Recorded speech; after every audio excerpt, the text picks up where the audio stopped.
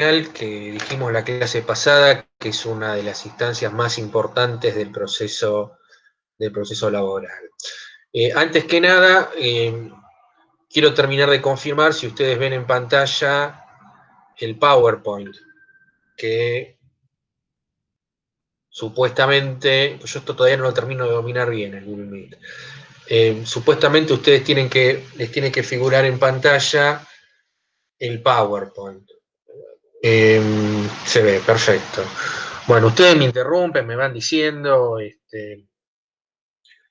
porque lo veo a medias esto yo, así que bueno.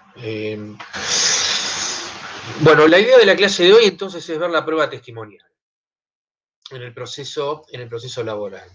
Nosotros dijimos en la clase pasada que la prueba testimonial es...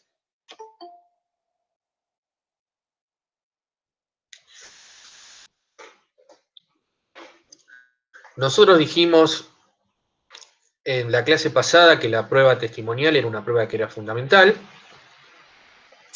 pero yo quiero hacer alguna aclaración porque después la verdad que quedé un poco pensando sobre algunas cosas que dije y quiero hacer algunas aclaraciones.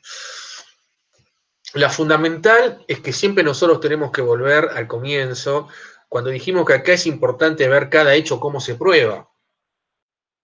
Porque que la prueba testimonial, el tema de los testigos, sea la prueba más importante, eso no quiere decir que todo hecho pueda ser probado por testigos. A ver, vamos a poner algunos ejemplos.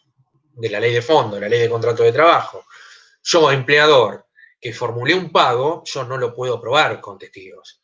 Yo eso lo voy a tener que probar con los recibos de sueldo y eventualmente con un oficio a un banco, al banco donde se hizo la transferencia en favor del trabajador. Pero yo por más que presente 5 testigos, los testigos no me sirven para eso. Yo tengo que probar la imposición de una sanción disciplinaria y según la ley de contrato de trabajo, las sanciones disciplinarias se imponen por escrito. Entonces, si yo tengo que probar que sancioné a un trabajador, yo la prueba natural para poder probar esa sanción es la prueba escrita, es decir, la prueba documental. Si yo no tengo prueba documental que acredite que yo le puse una sanción a ese trabajador, entonces claramente no voy a poder probar ese hecho por más testigos que yo tenga. El preaviso debe realizarse por escrito también, por lo tanto, si otorgó un preaviso o el mismo acto del despido, yo eso no lo puedo probar por testigos. Entonces, una aclaración importante con esto, que la prueba testimonial sea probablemente una de las pruebas más importantes o quizás la más importante, no quiere decir que yo con los testigos pueda probar cualquier cosa. El contrato de trabajo a plazo fijo, dice la ley de contrato de trabajo, debe celebrarse por escrito.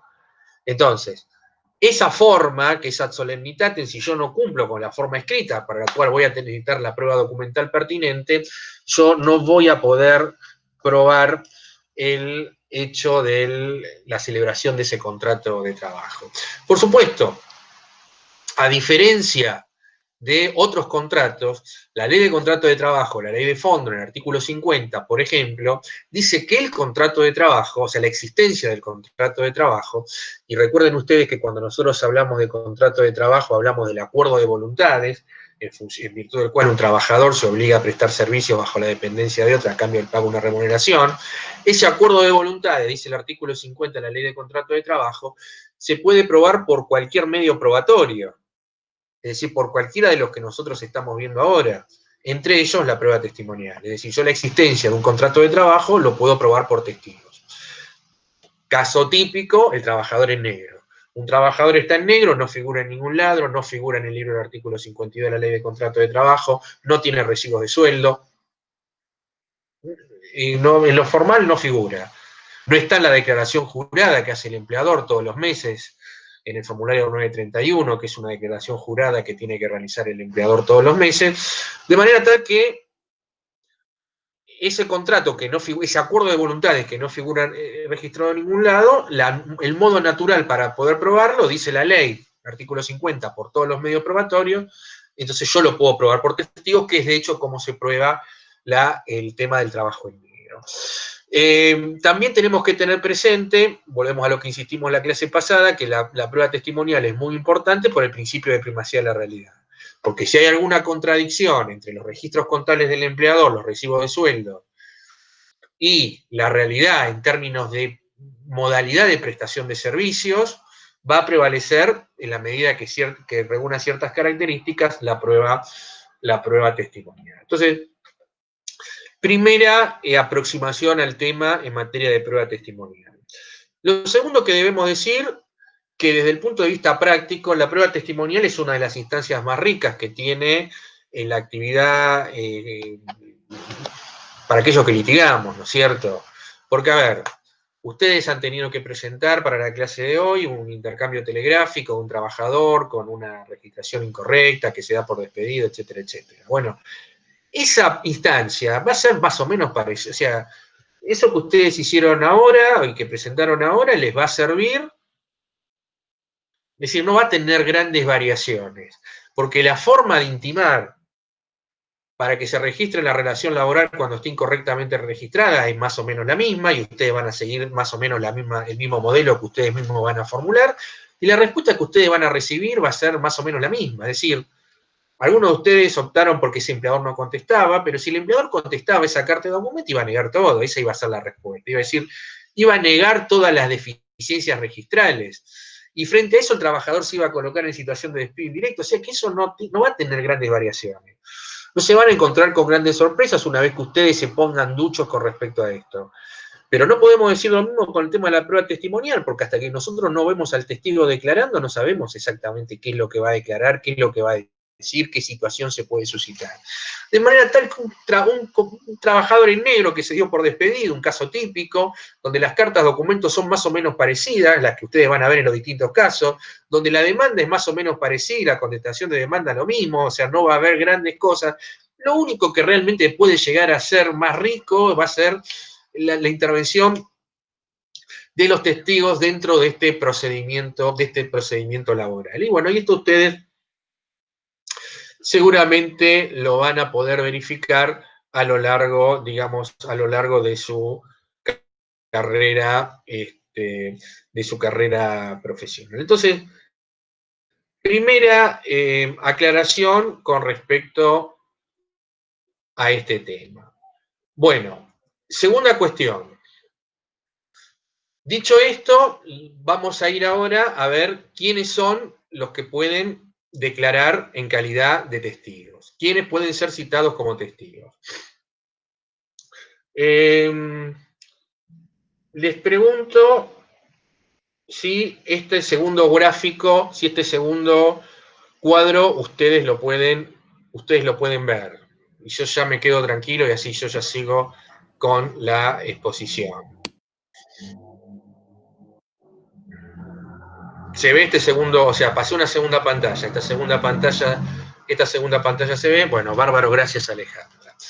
Gracias Ivana también. Bueno, primera, cuando nosotros, antes de hablar de quiénes pueden ser citados, lo primero que tenemos que señalar es que los testigos son personas que son ajenas al juicio. Entonces, las partes no van a ir a declarar como testigos. Los que pueden declarar por testigos son personas que son ajenas a las partes y que tienen que reunir ciertas características. Bien. Dicho esto, el Código Procesal Civil y Comercial de la Nación, en su artículo 426, va a determinar quiénes son aquellos que pueden declarar en calidad de testigos. Y ustedes lo tienen allí en pantalla, ¿verdad? Es decir, la regla general es que toda persona mayor de 14 años podrá ser propuesta como testigo y tendrá el deber de comparecer y declarar, salvo las excepciones establecidas por la ley. Los testigos que tengan su domicilio fuera del lugar del asiento del tribunal, pero dentro de un radio de 70 kilómetros, están obligados a comparecer para prestar declaración ante el tribunal de la causa si lo solicitare la parte que lo propone y el testigo no justificare imposibilidad de concurrir ante dicho tribunal. Bueno, vamos por partes entonces. Testigos quienes pueden ser citados a declarar, personas mayores de 14 años, y tienen que estar dentro del radio de los 70 kilómetros del juzgado. Si los testigos están fuera de este radio, entonces se trata de testigos que van a tener que ser citados a través de exhorto, es decir, no es que no van a poder ser ofrecidos como prueba, sino que la forma de producción de esta prueba va a ser distinta, porque ya este testigo no tiene la obligación de comparecer, o este deber de comparecer ante el tribunal, y por lo tanto se va a hacer por vía de exhorto, es decir, se va a hacer ante el juez del domicilio del testigo, con un procedimiento que nosotros vamos, digamos que nosotros vamos a señalar, ahora. Entonces, esta es la primera cuestión que nosotros tenemos que tener, digamos, en consideración. Por supuesto que las personas deben ser capaces, digamos, salvo estas circunstancias de ser menor de edad, deben tener la capacidad de hecho para poder estar en juicio.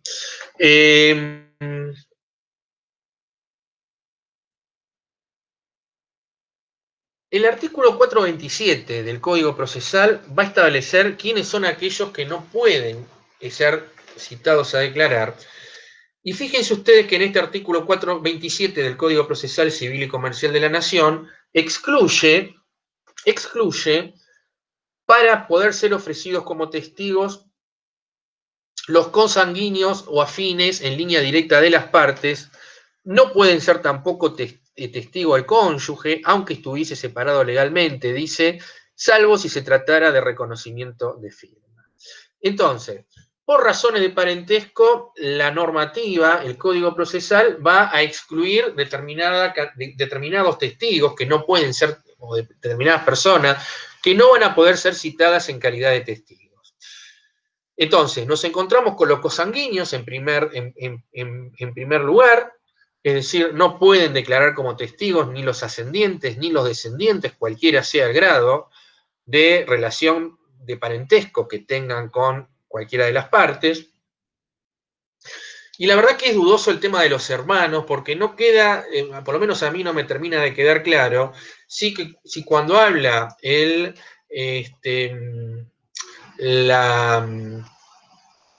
artículo 427 del Código Procesal se refiere a línea directa, no me queda claro si se refiere al parentesco por afinidad o también se refiere a los cosanguíneos. Entonces, cuando hablamos de cosanguíneos que no están en línea recta o en línea directa, nos estamos refiriendo al resto de los cosanguíneos, como pueden ser los hermanos, por ejemplo. Es decir, todos aquellos que no sean ascendientes o descendientes en línea directa. Es una duda, yo vi un par de decisiones en sentido contradictorio, porque me parece que el artículo no es todo lo claro que debería ser. Sí queda claro que no pueden declarar los afines, con lo cual no pueden declarar, entonces, o sea, recuerden que la relación de parentesco por afinidad es aquella que deriva del matrimonio, por lo tanto, no podrían declarar, no sé, obviamente no pueden declarar ni yerno, ni nuera, ni suegros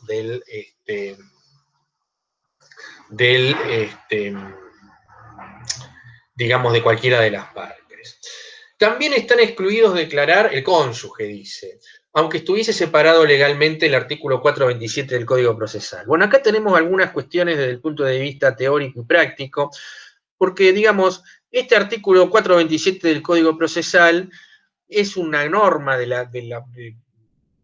que data del principio de los años 80, fines de la década del 70, y en este momento, cuando se sancionó esto, no existía ni siquiera la ley de divorcio vincular, es decir, existía lo que era la separación legal, es decir, el viejo artículo 67 bis del Código Civil, por eso la normativa se refiere a separación legal. Y desde ya que no existía la figura de la unión convivencial que está prevista actualmente en el actual Código Civil y donde están equiparados al, de alguna manera está equiparado al matrimonio. Yo considero, con lo cual surge la duda, por ejemplo, ¿qué pasa si hay un cónyuge no separado legalmente, sino divorciado, si puede declarar en el juicio de esa parte? ¿O qué ocurre si estamos en presencia de un conviviente de muchos años y está excluido o no a la luz del artículo 427 del Código Procesal? Yo acá yo encontré un fallo con respecto a esto, en este punto que sigue, un fallo que es relativamente reciente de la Sala Tercera de la Cámara Nacional de Apelaciones del Trabajo, autos de 15 de junio del 2010, autos Mancuello Roa Ignacio contra Colombo, donde se equipara al conviviente, a la pareja, en este caso del actor, durante 8 años, y se lo equipara al cónyuge como testigo excluido a la hora de poder prestar una declaración testimonial. Yo honestamente no pude acceder al fallo completo, entonces no me queda claro si el testigo pudo declarar o no, es decir, cómo es que llegó esto al conocimiento de la Cámara, pero bueno, lo cierto es que la Cámara consideró que el conviviente del actor, la pareja del actor durante 8 años, lo asimiló al cónyuge y por lo tanto consideró un testigo excluido y en consecuencia no tuvo en cuenta el testimonio de este testigo. Pero bueno, convengamos que la solución es dudosa y parecería ser, por lo que surge de este fallo que ustedes tienen en pantalla, que la solución, o sea, que la declaración realmente se produjo y que no fue valorada a la hora de dictar sentencia por contradecir el artículo 427 del Código Procesal. Bueno, yo creo que es un tema complejo, digamos. Creo que tiene que haber una amplitud probatoria, es decir, las exclusiones deben ser analizadas con criterio, yo diría que deberían ser analizadas con criterio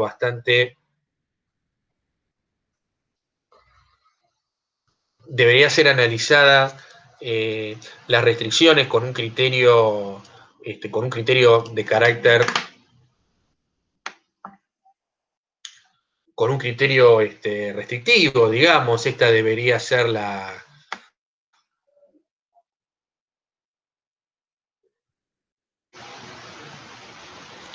Esperen que estoy corriendo un poquito esto para acá, a ver si...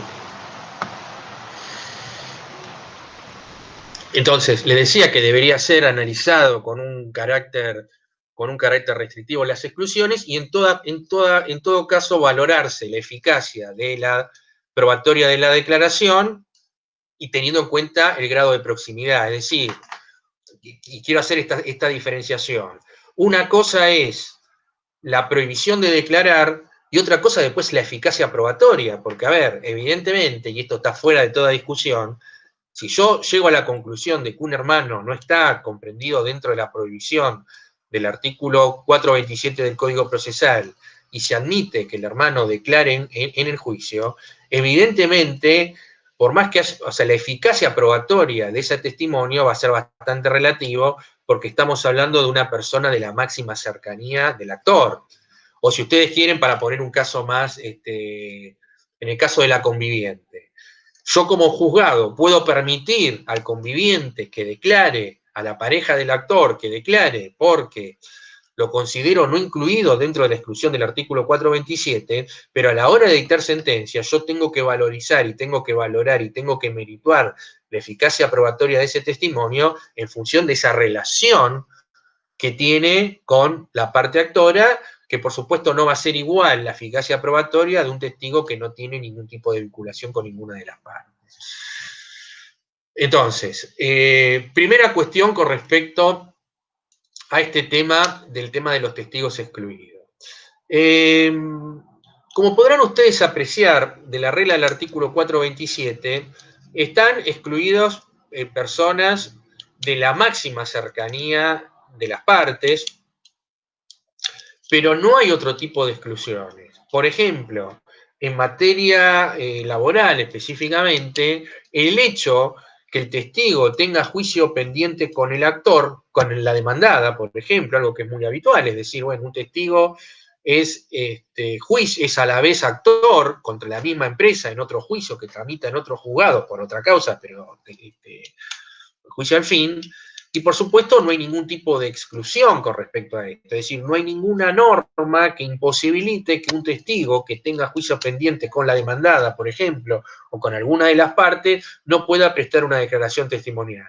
Pero obviamente esa circunstancia debe ser valorizada y debe ser tenida en consideración por el juez al momento de dictar sentencia para determinar la eficacia probatoria que puede tener ese testimonio. Lo mismo puede predicarse de aquellos testigos que tengan una relación de dependencia con el demandado. Porque, a ver, salgamos un poquito de la teoría y vayamos un poco al tema práctico. ¿Quiénes son las personas naturalmente? O sea, el testigo natural de un juicio laboral, obviamente van a ser personas que hayan trabajado con el actor en el mismo lugar de trabajo. Por supuesto, hay cuestiones que pueden ser probadas por testigos ajenas al ámbito laboral, por ejemplo, un accidente in itinere, que por definición se produce fuera del ámbito del establecimiento, del lugar de trabajo, por lo tanto, yo si tengo que probar ese hecho, parece bastante lógico que lo pueda probar por testigos que no sean compañeros de trabajo del actor. Pero digamos, si estamos hablando de un despido, si estamos hablando de condiciones de trabajo, de fecha de ingreso, de horario, etcétera, etcétera, parece más que evidente que el testigo natural son testigos que hayan compartido el lugar de trabajo con el actor. Es decir, en definitiva, que sean compañeros de trabajo.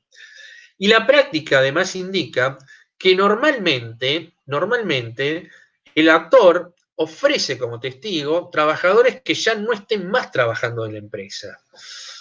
Porque, con buen criterio, el actor trata de evitar de poner como testigos a trabajadores que sigan trabajando en la empresa por temor a que pueda tener algún tipo de represalia contra ese trabajador y que ese trabajador finalmente, ese testigo o ese eventual testigo resulte despedido.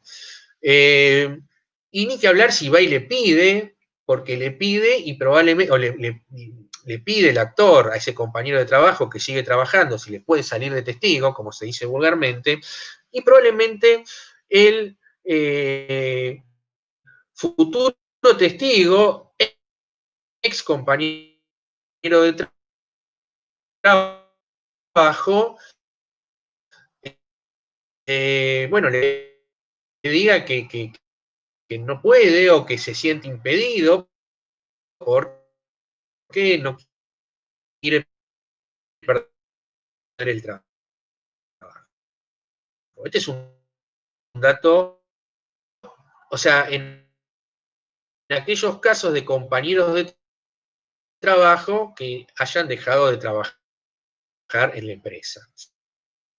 Esto es lo lógico. Y es más, nosotros como abogados, si me viene a ver, yo soy abogado de la parte actora, me viene a ver un trabajador que quiere hacer un juicio, yo le pido testigos y me dice no tengo que editar los hechos que van a necesitar. Normalmente, testigos, ex trabajadores del demandado, es más que probable que una cantidad importante estén en litigio, estén en conflicto, es decir, que también estén en juicio. Por lo tanto, es habitual o es frecuente o existe la posibilidad de que el actor ofrezca como testigo compañeros de trabajo que no trabajen más al momento de iniciar la acción judicial para el demandado, pero que tenga juicio en trámite contra el demandado. Esto es habitual y como ustedes podrán ver en la regla del artículo 427 del Código Procesal Civil y Comercial de la Nación, no hay ninguna restricción a ese respecto. Ese testigo puede prestar y debe prestar declaración testimonial si ha sido citado como tal, y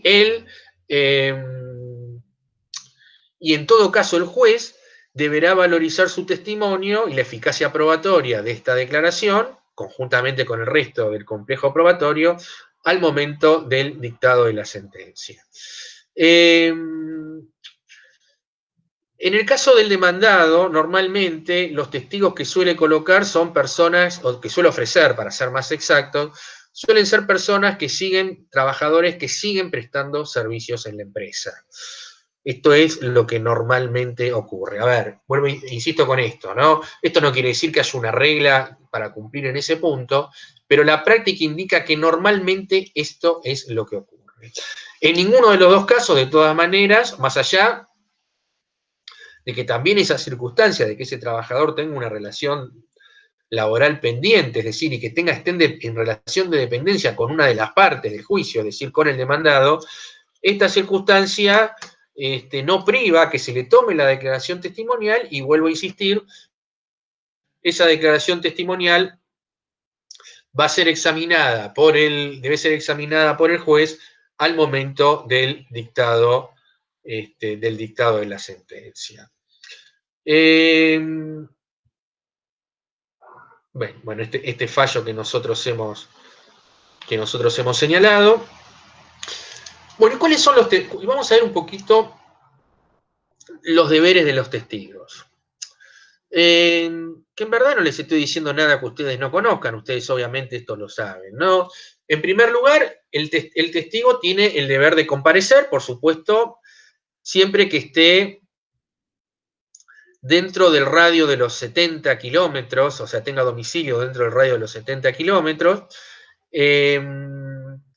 y no se encuentre exceptuado por una acordada de la Corte que exceptúa del deber de comparecer a ciertos funcionarios de los máximos poderes del Estado que van a prestar declaración testimonial, pero no compareciendo ante el juzgado, sino mediante oficio.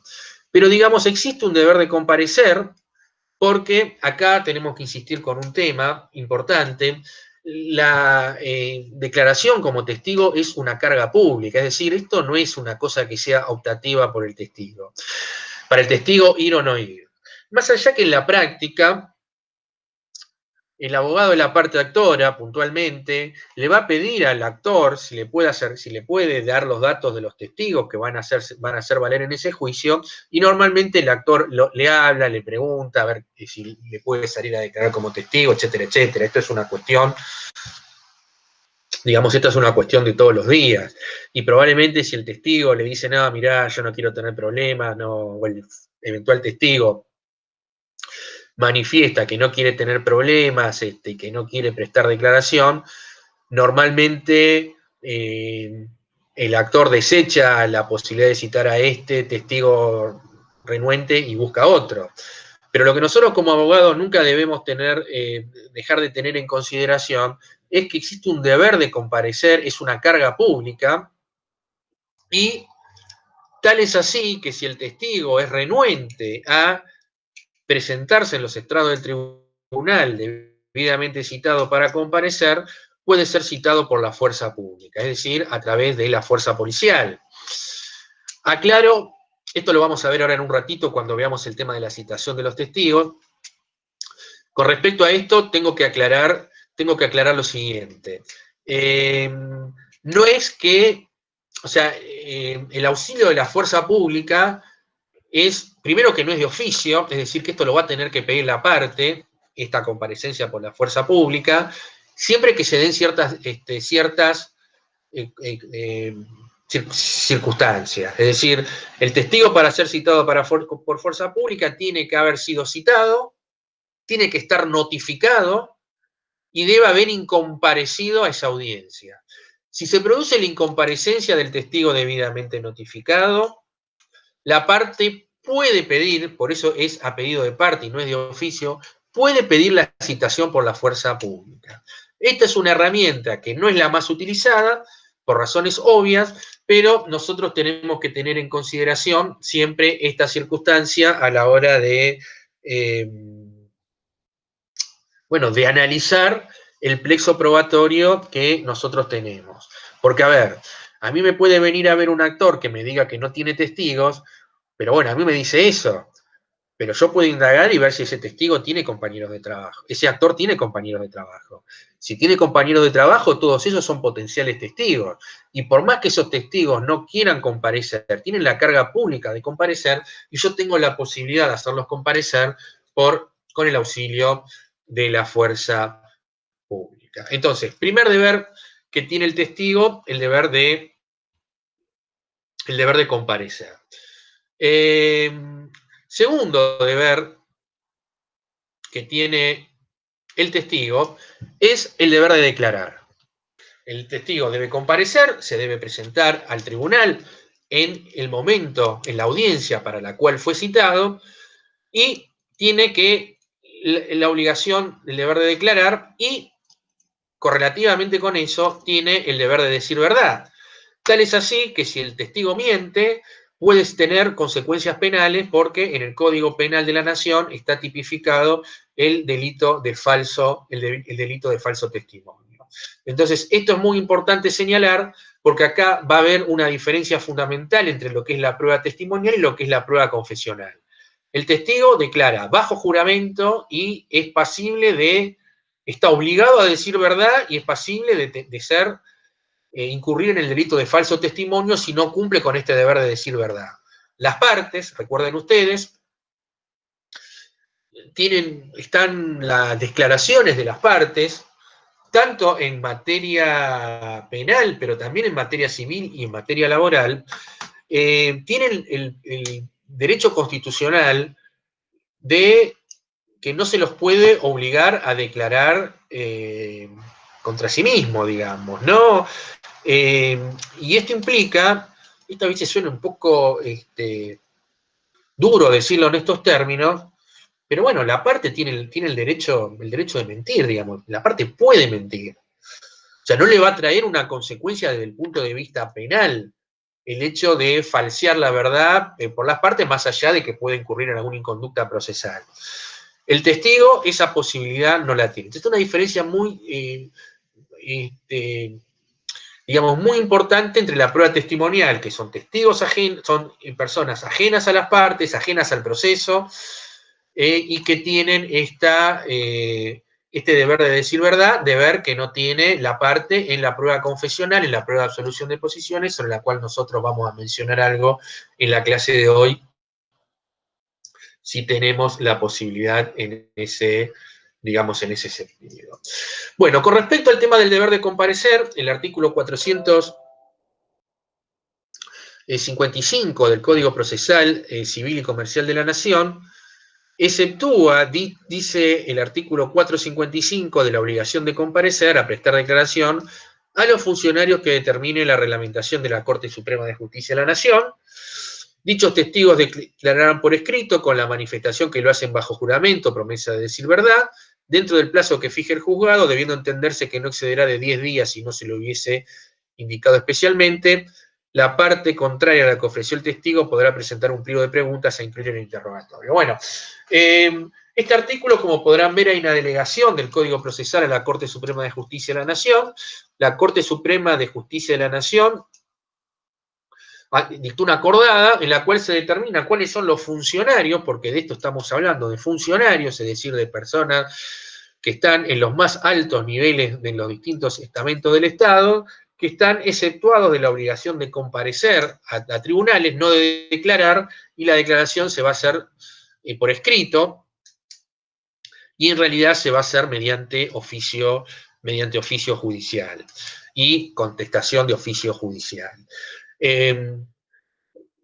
¿Quiénes están exceptuados? Yo acá no les copié la reglamentación de la Corte, pero bueno, los que están exceptuados son presidente, vicepresidente, legisladores nacionales, ministros, secretarios, subsecretarios, legisladores, intendentes, viceintendentes, jueces, fin, hay una cantidad importante de funcionarios que están exceptuados del deber que tiene todo ciudadano de comparecer como testigo, no de prestar la declaración, de prestar declaración testimonial. Y lo hacen a través, digamos, lo hacen a través de oficio.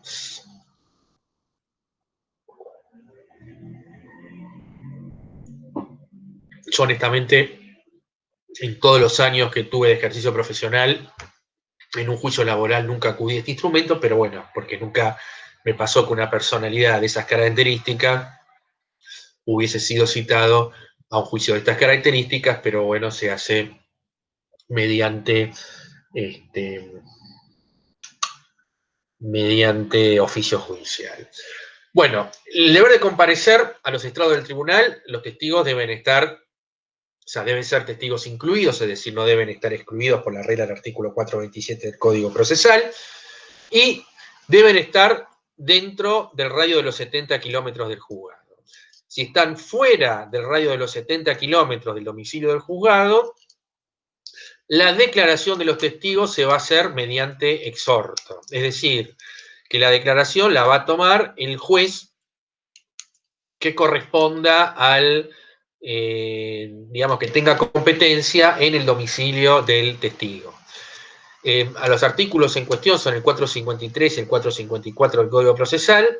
Honestamente, es una de las tantas reglas que me parece que están absolutamente, no sé, hoy por hoy que se pueden tener comunicaciones vía Zoom, vía Google Meet o cualquier otro tipo de circunstancia, me parece que recurrir a todo este procedimiento engorroso para tomar una declaración testimonial, que en los hechos tarda muchísimo y es muy, muy complicada, muy compleja, pero bueno, este es el mecanismo que está previsto en el Código Procesal.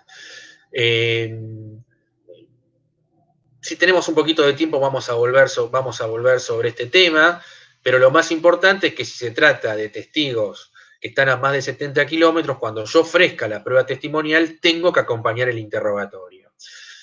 Porque fíjense ustedes que en el artículo 453 del Código Procesal, último párrafo, segundo párrafo, que está en negrilla, dice que si yo no cumplo con los requisitos del 453, la prueba testimonial es inadmisible, es decir, me van a desestimar la prueba testimonial por no haber acompañado el interrogatorio e indicar las personas que van a ser autorizadas para el trámite del exhorto u oficio. Porque en definitiva el juzgado lo que va a hacer es va a ordenar un oficio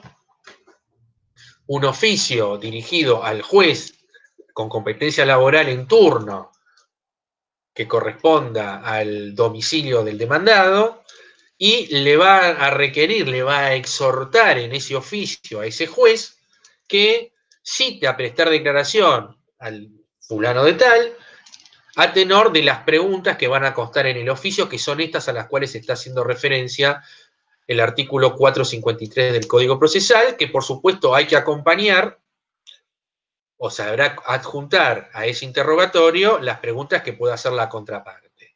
Porque fíjense ustedes que en el artículo 454 del Código Procesal, el interrogatorio dice que queda a disposición de la parte contraria, es decir, que la parte contraria puede examinar a ver si esas pruebas son conducentes, si esas preguntas son conducentes, son pertinentes, y dentro del quinto día proponer a la vez preguntas. Es el juez el que va a determinar, en definitiva, cuáles son las preguntas que son admisibles, agregar las que considere pertinentes, y esas van a ser las que van a estar contenidas en el exhorto, que se va a dirigir a la juez con competencia en lo laboral en turno de la jurisdicción en la cual tenga domicilio el testigo. Entonces, se libra el ordenamiento del oficio, lo firma el juez, en fin, hay que cumplir con los requisitos de la ley 22.172 y dirigirlos al juzgado interviniente. Acá me parece que lo más con esa competencia, ¿no? Bueno, se va a producir la prueba en esta extraña jurisdicción y finalmente ese exhorto va a ser devuelto al juzgado donde yo tengo tramitado el juicio. Me parece acá lo más importante que ustedes tienen que tener presente es estas dos cuestiones. Este radio, este límite de los 70 kilómetros, dentro de los 70 kilómetros la persona está obligada a comparecer en los estrados del tribunal, más de 70 kilómetros, hay que, en el momento de ofrecer la prueba, acompañar los interrogatorios, designando los letrados que van a estar autorizados a diligenciar el oficio o exhorto en la jurisdicción donde se va a realizar la diligencia, y si no se cumple con esto, no se va a considerar admisible esta prueba. Y por supuesto que esto está en la por supuesto, por aplicación del principio del derecho de defensa, se le tiene que dar intervención a la contraparte para que pueda hacer las observaciones sobre las preguntas y a la vez ofrecer las propias. Bueno, esto es entonces el engorroso trámite de la citación de los testigos en extraña, digamos, en extraña jurisdicción, más allá de los 70 kilómetros. Bueno, después, con respecto al deber de comparecer, bueno, hay algunas cuestiones, básicamente materia de inasistencias del testigo y materia de imposibilidad de comparecer. Artículos 435 y 436 del Código Procesal. No está, no está obligado a comparecer en el caso que la citación fuese nula, por ejemplo, si la citación no fuese dirigida al domicilio donde vive el testigo, y si el testigo hubiese sido citado con un intervalo menor al prescripto en el artículo 433 del Código Procesal, salvo que se tratare de una medida que se hubiese anticipado por razones de urgencia y contar en el texto de la cédula esa circunstancia, el plazo mínimo, debo decir, de citación del testigo es de 3 días. Yo al testigo no lo puedo citar con una antelación menor a los 3 días. De más está decir que sería una circunstancia verdaderamente excepcional porque antes de la pandemia las audiencias de testigos se están fijando con 6, en el mejor de los casos con 6 meses de anticipación, es decir, no sé, si la fijaban en junio, la estaban fijando. Si la fijaban en junio, es una audiencia que estaba fijada con suerte para fin de año. Es decir, que bueno, que los testigos eran citados con antelación más que suficiente, pero bueno, podría ser algún supuesto especial, alguna medida que tramite por alguna vía rápida, siempre tiene que citarse con 3 días de anticipación. Y después el artículo 436 del Código Procesal Civil y Comercial de la Nación prevé la posibilidad que un testigo pueda ser examinado en la casa por el secretario del juzgado, en un caso de imposibilidad debidamente justificada. Básicamente podemos hablar de un supuesto de enfermedad o un supuesto de incapacidad. Honestamente, esto está en el código, yo nunca tuve, la verdad que esto no lo vi nunca, pero bueno, existe esta posibilidad, entonces que sea el juzgado el que mande al secretario para tomar la declaración del testigo en el domicilio de este, pero por supuesto debe haber causas debidamente justificadas. Bueno, dijimos que el testigo tenía 3 deberes: deber de comparecer, pero también tiene el deber de declarar y el deber de decir verdad, y nos encontramos en ese sentido con la pena de falso testimonio, o la tipificación en el Código Penal, artículos 275 y 276 del Código Penal. El artículo 275 del Código Penal, en cuanto reprime con prisión de 1 mes a 4 años al testigo, perito o intérprete. Ojo, que esta regla del 275 y esta conducta está tipificada no solo en el testigo, sino también en los peritos. Pero bueno, dice que afirmar una falsedad o negare o callare la verdad en todo o en parte en su deposición, informe, traducción o interpretación hecha ante la autoridad competente, pues bien, ese será un delito tipificado en el Código Penal y reprimido con la pena de prisión de 1 mes a 4 años. Bueno, y después el 276 agrava la pena cuando esta circunstancia se fuese realizado mediante cohecho. En este caso, el agravamiento será estará tipificado acá en el artículo 276 del Código Penal, específicamente con la imposición de una multa, ¿verdad? Pero bueno, y esto tiene que ver con ese deber del testigo, insisto, de declarar y además de decir verdad. Bueno, ¿cómo se ofrece? Vamos a hacer un poquito la parte introductoria, ¿no?, de la prueba testimonial, es decir, cómo se produce el ofrecimiento, cómo es el ofrecimiento de la prueba testimonial. Bueno, el primer término que nosotros tenemos que analizar es el cuándo. ¿En qué momento se ofrece la prueba testimonial? Bueno, acá no tenemos ninguna, o sea, no hay ninguna diferencia con respecto al resto de la prueba. El actor tiene dos momentos para ofrecer la prueba de testigos: en el escrito de demanda o en la contestación del traslado de la contestación de demanda. Recuerden esos tres escritos introductorios que nosotros hemos visto, es decir, actor demanda, contestación de demanda y después hay un traslado al actor. Bueno, en esas dos oportunidades que tiene el actor puede ofrecer la prueba y dentro de ella la prueba testimonial, y la parte demandada tiene que ofrecer su prueba testimonial al momento, único momento que tiene para ofrecer prueba, que es en la oportunidad de contestar la demanda.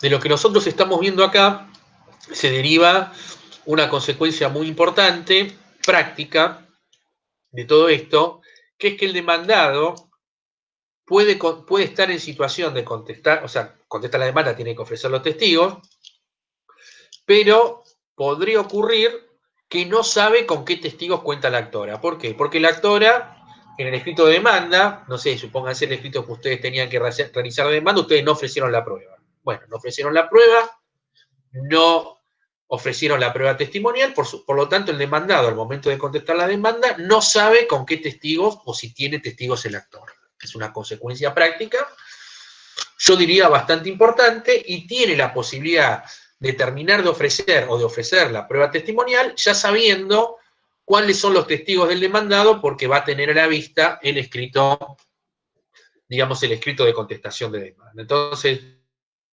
primera circunstancia importante en lo relacionado con el tema de la oportunidad para el ofrecimiento de la prueba testimonial. El segundo tema que nosotros tenemos que analizar es el modo, es decir, cómo se ofrece la prueba, de qué forma yo tengo que ofrecer la prueba testimonial. Y esto tenemos que remitirnos necesariamente al artículo 429 del Código Procesal Civil y Comercial de la Nación. El artículo 429 del Código Procesal Civil y Comercial de la Nación dice lo siguiente: cuando las partes pretendan producir prueba de testigos, dice el artículo, deberán presentar una lista de ellos con expresión de sus nombres, profesión y domicilio. Si por las circunstancias del caso a la parte le fuera imposible conocer alguno de esos datos, bastará que indique los necesarios para que el testigo pueda ser individualizado sin dilaciones y sea posible su citación. Después hay un tercer párrafo del artículo 429 que habla del tema de la necesidad de que exista un interrogatorio presentado por escrito, lo dice el artículo 429, pero ese párrafo no resulta aplicable en el procedimiento laboral de conformidad con la regla del artículo 155 de la LO. Es decir, que en materia de declaración de testigos en el proceso laboral no existe el interrogatorio escrito. Tal como nosotros vamos a ver en un ratito, la declaración de los testigos se hacen verbalmente, las preguntas se hacen in voce, no hay interrogatorios presentados por escrito, tal como lo exige o lo requiere el Código Procesal Civil y Comercial de la Nación. Pero volvemos a la parte previa, tema del ofrecimiento de los testigos. Entonces, el testigo, la parte, mejor dicho, cuando ofrece la prueba, tiene que presentar una lista de los testigos que va a ofrecer, en el cual tiene que denunciar el nombre, la profesión y el domicilio. Bien, todo lo que necesita, ¿no? Acá no se requiere, fíjese que acá no se requiere el DNI, Acá no se requiere el teléfono, ni correo electrónico, ni ninguna cosa por el estilo. Son estas 3 circunstancias que se exigen: nombre, profesión y domicilio. De todas maneras, por una cuestión práctica, es conveniente pedirle a nuestros clientes que nos acerquen el número de documento del testigo, que tengan un teléfono, que tengan un celular, para que eventualmente el cliente lo pueda localizar. Pero desde el punto de vista procesal, lo que tiene que denunciar son estas 3 cuestiones: nombre, profesión y domicilio. El tema de domicilio es muy importante, nosotros lo vamos a ver, porque para que la parte pueda pedir citación por fuerza pública, perdón, para que la parte pueda pedir la citación por fuerza pública, se requiere que tenga el testigo que haya sido notificado. Y para que el testigo haya sido notificado, necesariamente yo tengo que tener el domicilio actualizado. Es decir, que acá no importa cuál es el domicilio que figure en el documento, dado que, como todos ustedes saben, uno puede tener un domicilio en el documento que no es el actualizado, sino el que verdaderamente vive el testigo, para permitir que ese testigo sea notificado de la audiencia en cuestión. Y el tema del domicilio, por supuesto, me va a determinar si ese testigo está o no dentro del radio de los 70 kilómetros del juzgado. Esto es muy importante. Si está fuera, yo tengo que presentar, tengo que cumplir con las normas que hemos señalado hace un ratito.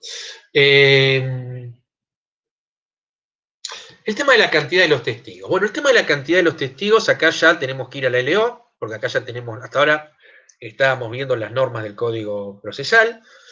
Acá tenemos que ir entonces a la LO, donde, como ustedes pueden ver en el artículo 89 de la LO, se establece como principio general un máximo de 5 testigos.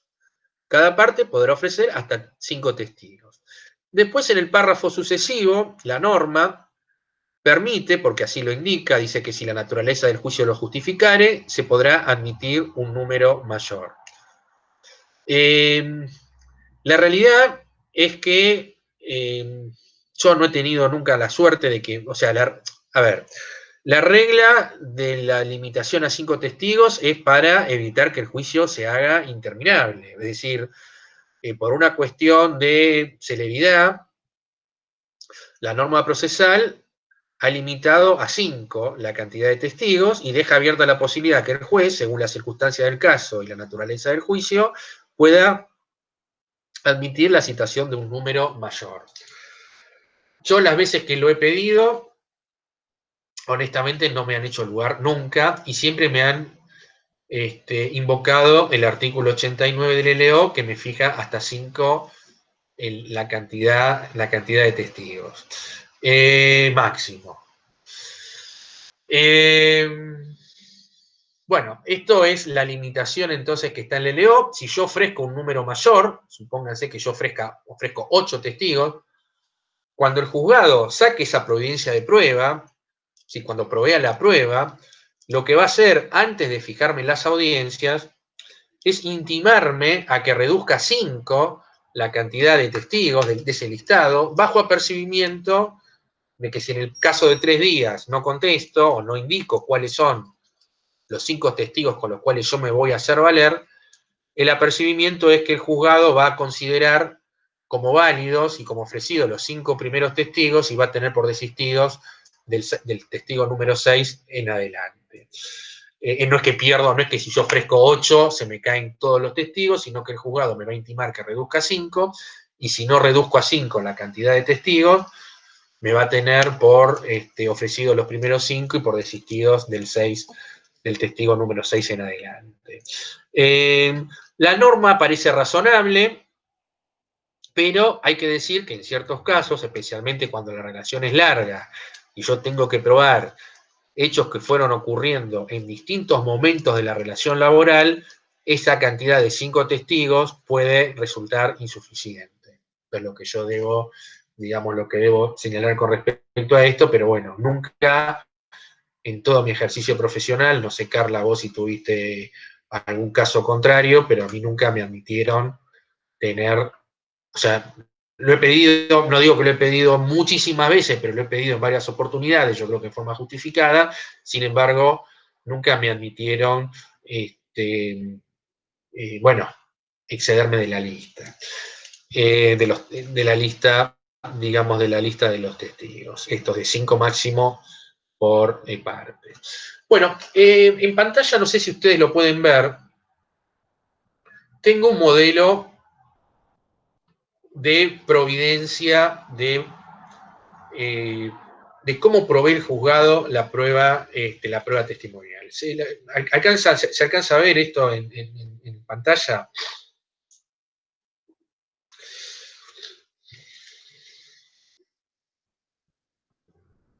Bien.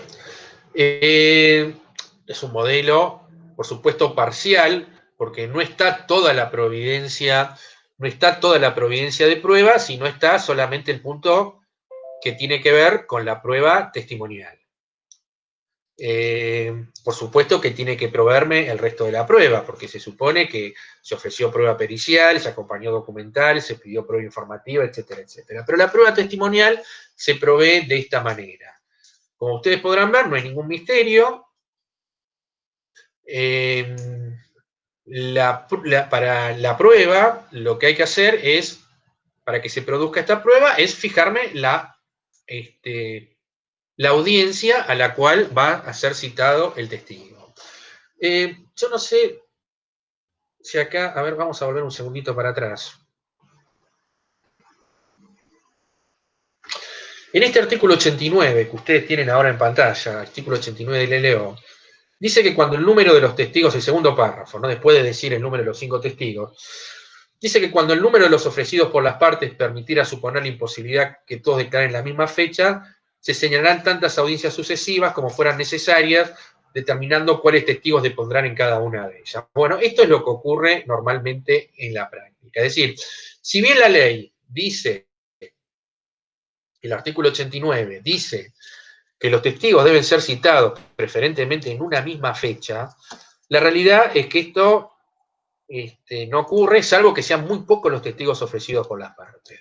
Pero bueno, si cada parte ofreció 5 testigos, olvídense de que estos sean citados en una sola audiencia, y entonces se fijan en audiencias sucesivas en una forma como la que ustedes ven en pantalla en esta providencia. Se fijan varias audiencias, cada testigo debe ir a la audiencia para la cual fue convocado, y lo que sí se exige es que si no se van a citar a todos los testigos en una única audiencia, que insisto es lo que normalmente ocurre, se le pide a los,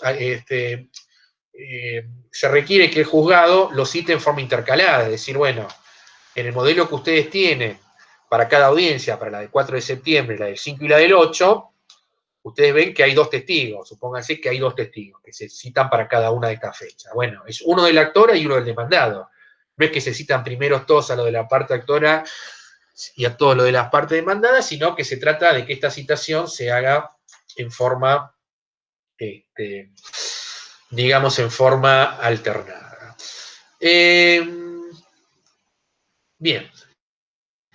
Esta es la manera, entonces, dijimos cómo se ofrece la prueba y ahora estamos viendo con ese listado y en función de ese listado la providencia de la prueba respectiva. Bien. Tengan la citación a esta audiencia, a estas audiencias que están acá, las hace el juzgado. Notifíquese por cédula, estas cédulas deben notificarse en el domicilio que nosotros denunciamos cuando ofrecimos al testigo, se hace por cédula papel porque esta cédula va al domicilio real del testigo y por el principio de impulso de oficio es el juzgado el que tiene que confeccionar la cédula y, bueno, encargarse de la notificación del testigo. Si el testigo está en extraña jurisdicción, es decir, dentro del radio de los 70 kilómetros, pero fuera del radio del juzgado, la norma permite la notificación por telegrama también mediante el juzgado. Bueno, vamos a hablar un poquito ahora del tema de la citación, de los testigos. Nosotros dijimos que se fija una audiencia, una única audiencia, acá no hay audiencia supletoria, se fija una audiencia para que el testigo comparezca. Bueno, obviamente no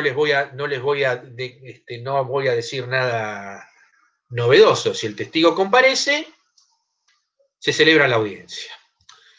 Pero puede ocurrir que el testigo no vaya. Puede ocurrir que el testigo no comparece. Por lo tanto, obviamente, a ver, la audiencia se va a llevar adelante sin la presencia del testigo, es decir, no se va a tomar la declaración testimonial, obviamente, que corresponde a este testigo, y se va a convocar una nueva audiencia, es decir, se va a fijar una nueva audiencia. Pero bueno, para poder fijar esta segunda audiencia, va a ser fundamental ver qué pasó con la notificación que tuvo el testigo con respecto a esa audiencia. Porque, a ver, puede ocurrir dos circunstancias, es decir, que el testigo, el testigo no compareció, entonces, ¿qué es lo que ocurre? Normalmente, ¿qué ocurre? El testigo no compareció, generalmente se hace en el mismo acto de la audiencia, el audiencista se fija en la cédula, a ver qué pasó con la cédula de ese testigo, qué pasó con la notificación. Si el audiencista, porque acá hay que decir lo siguiente, ya desde ya adelantamos lo siguiente, la prueba testimonial, que es la producción de la prueba testimonial, que es la única instancia oral de este proceso, junto con la prueba confesional, la toma un empleado del juzgado. No la toma ni el juez, ni el secretario, ni el prosecretario. Es una audiencia que la toma un empleado del juzgado.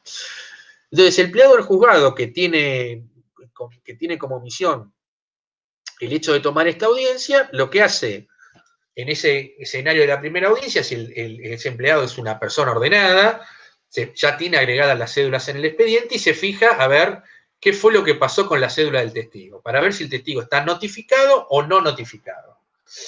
Si el juzgado es un poco más desordenado, bueno, salen a correr, a buscar, a ver qué pasó con la audiencia, con la cédula, ¿no? Bueno, si el testigo está notificado, es decir, el testigo se lo notificó, el testigo recibió la cédula, se lo notificaba, que ese auto que se le fijaba una audiencia para que fuese a declarar. En la citación debe constar que es bajo apercibimiento de que ese testigo pueda comparecer por la fuerza pública, y entonces a la parte que ofreció el testimonio se le abren dos posibilidades con respecto al testigo notificado. La primera posibilidad que tiene es la de asumir el compromiso. Es decir que para esta segunda audiencia que me va a fijar el juzgado, yo como parte, como letrado de la parte, asumo el compromiso de que este testigo va a concurrir a esta próxima audiencia que me va a fijar el juzgado. Como consecuencia de este compromiso se derivan dos circunstancias fundamentales. Primero, como yo como parte asumo el compromiso de que ese testigo va a comparecer a la próxima, el juzgado no notifica más nada. Está a cargo de la parte notificarle, avisarle y hacerlo comparecer al juzgado. La segunda consecuencia que tiene la asunción de este compromiso es que si la parte no asume, si el testigo en esta futura audiencia no va, la parte pierde el testigo. Es decir, ya no se lo vuelve a citar, se pierde la posibilidad de valerse de ese testigo en lo sucesivo. Y la otra posibilidad que tiene frente al testigo notificado es pedir que ese testigo comparezca con el auxilio de la fuerza pública.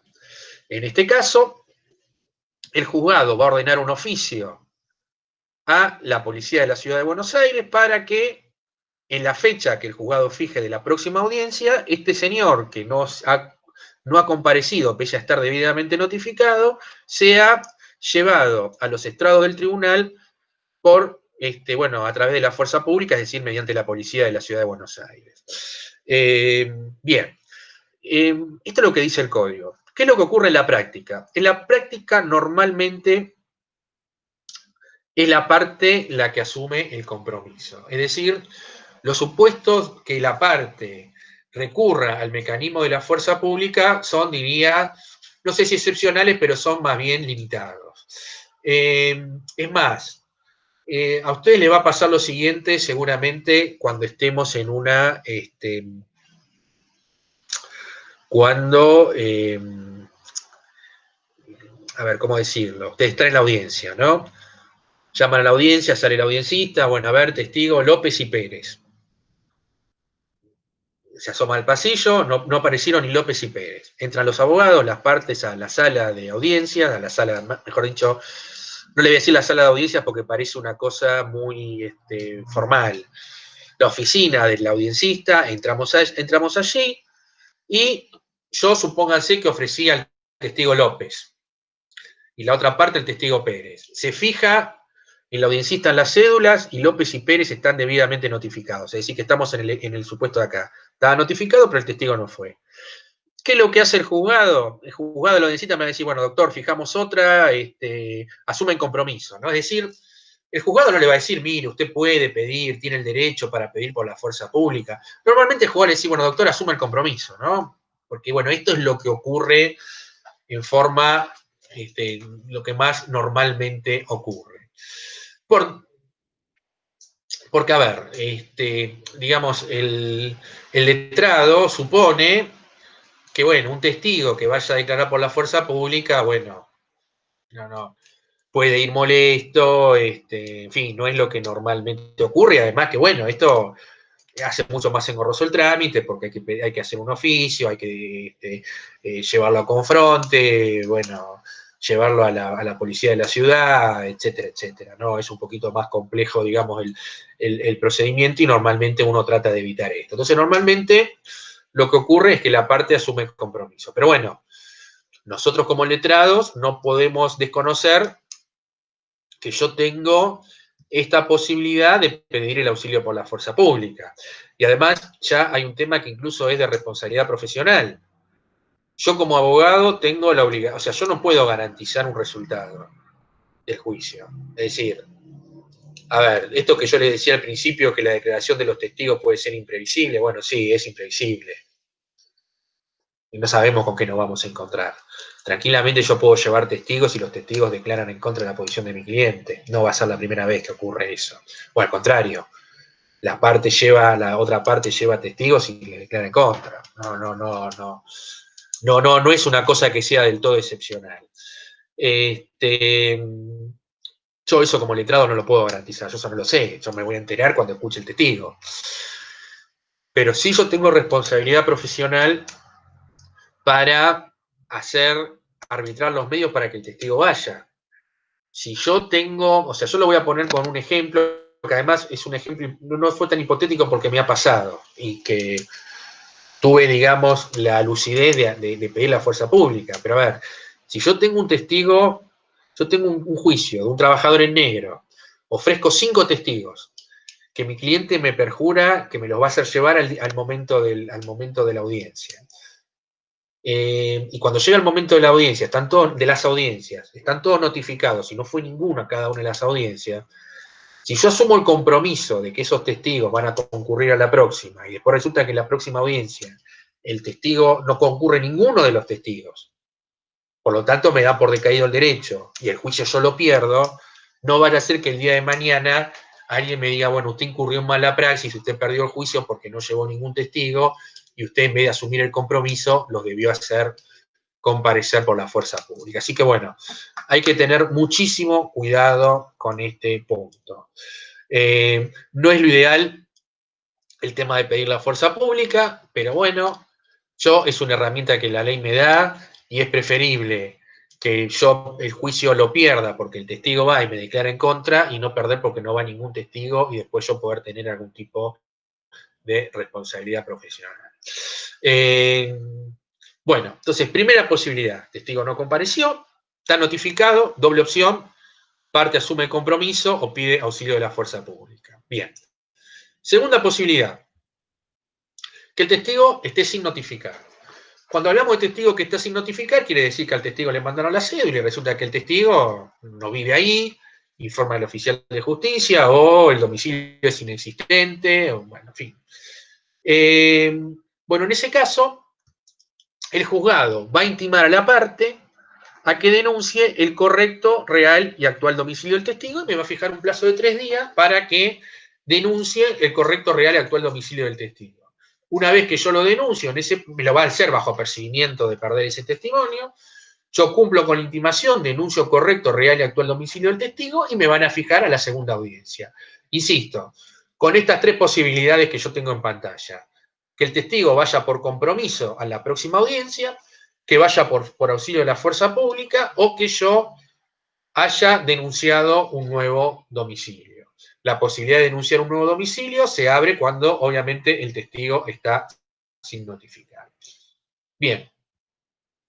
Vamos a la segunda audiencia. Digo, segunda audiencia porque la primera no se pudo llevar adelante porque el testigo no compareció. Bien. Segunda audiencia, testigo comparece, se celebra la audiencia, no hay ningún tipo de inconveniente. Pero supongamos que el testigo otra vez no comparece. Bueno, yo para ver qué es lo que pasa con ese testigo voy a tener que ver de qué manera estaba citado o de qué manera el testigo estaba convocado a esa audiencia. Si el testigo, la parte había asumido el compromiso, es decir, había estado notificado para la primera audiencia, la parte asumió el compromiso, el testigo no fue, se pierde el testigo.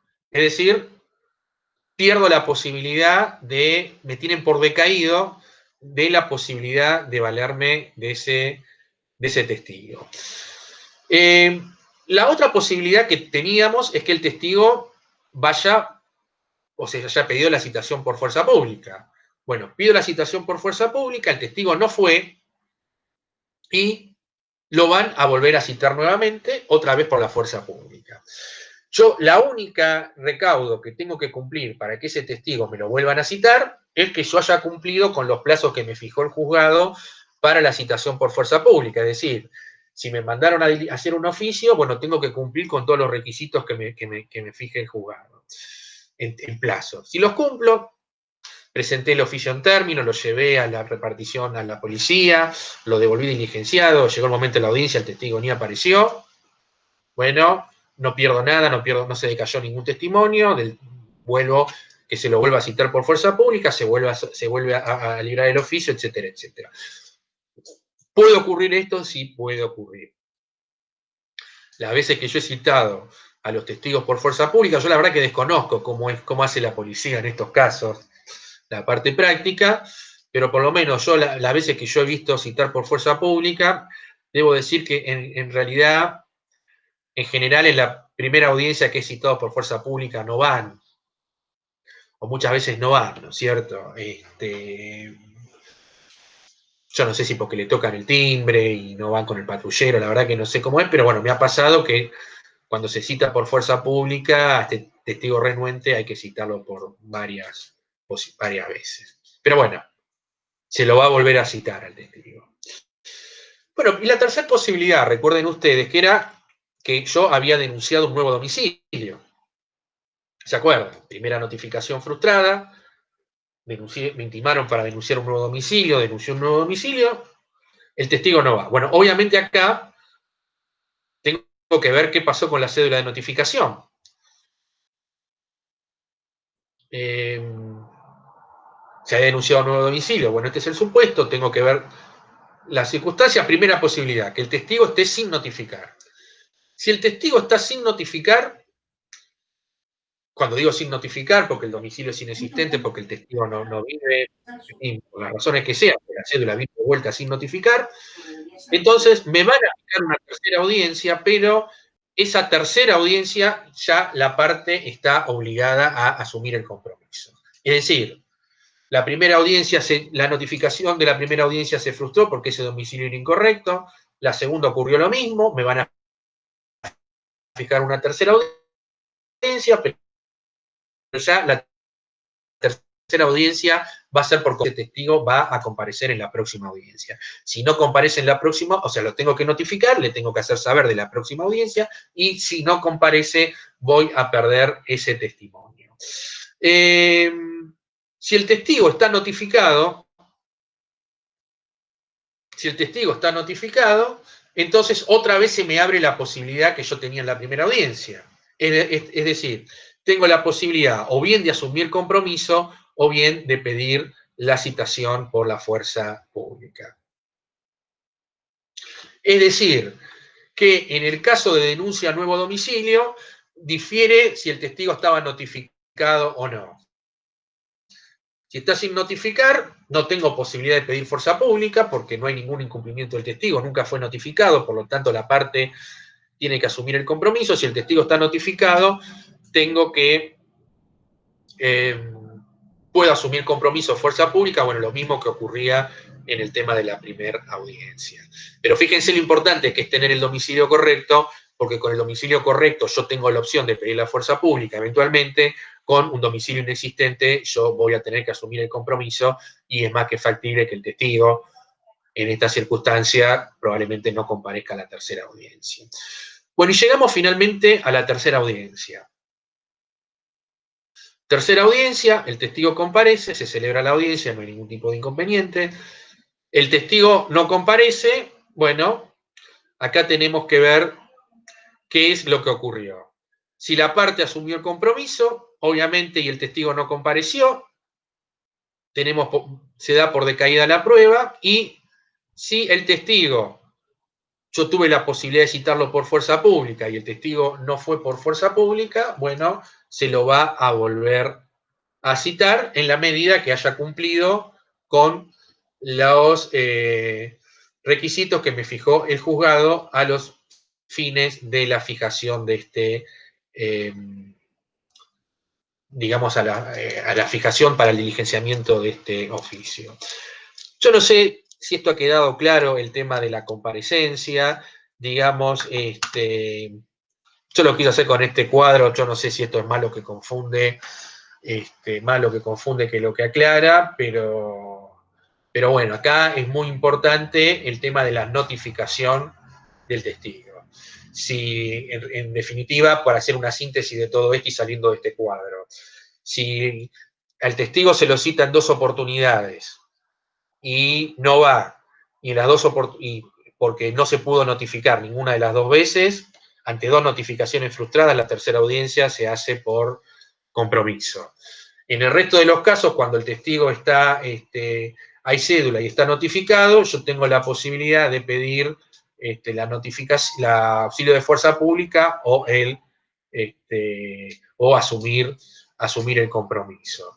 Además está decir que en esta parte los juicios se dilatan porque estamos hablando de terceras audiencias, muchas veces los demandados utilizan todo este mecanismo en forma dilatoria, porque muchas veces lo que hacen los demandados es en la primera audiencia el testigo no lo hacen comparecer, por ejemplo, es decir, esta es una práctica muy habitual, muy frecuente de los demandados, fijan una lista de 5 testigos, los 5 testigos son empleados de la empresa, denuncian domicilio de los testigos, ese domicilio que tienen que denunciar en ese listado, ponen el domicilio de la empresa, el testigo nunca se entera y ese testigo a la primera audiencia no va.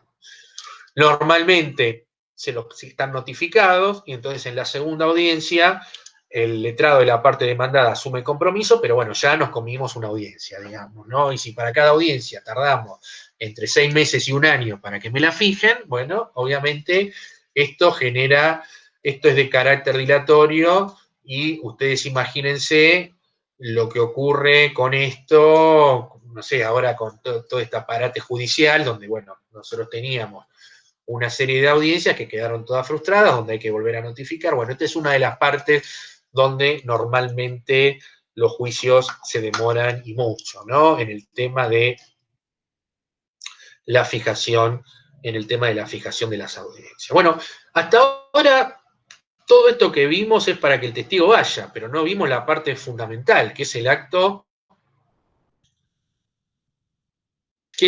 de la audiencia, en sí.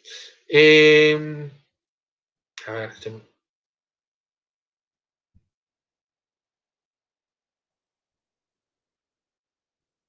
bueno, les hago, antes de seguir avanzando con esto, pregunta que les hago ya a ustedes.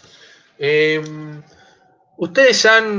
de ustedes ha participado en alguna vez algún tipo de audiencia laboral, digamos, ¿no? Es decir, no sé, audiencia de testigos, como esta, o una audiencia de testigos, audiencia en el juzgado. ¿Alguno de ustedes ha participado, ha tomado intervención en algún tipo de audiencia de estas características? Andrés, nunca. A ver el resto, Santiago, Ivana, Alejandra.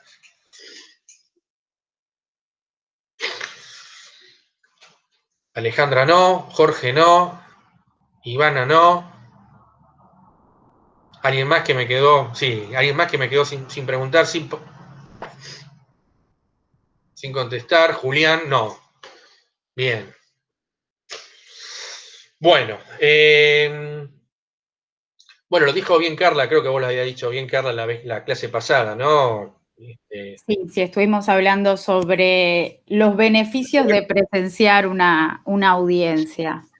Bien, bien, este es un gran, porque, a ver, nosotros vamos a tratar de relatarlo esto un poquito, pero bueno, obviamente una cosa es esto verlo y otra cosa es, o sea, que lo cuenten, no es lo mismo.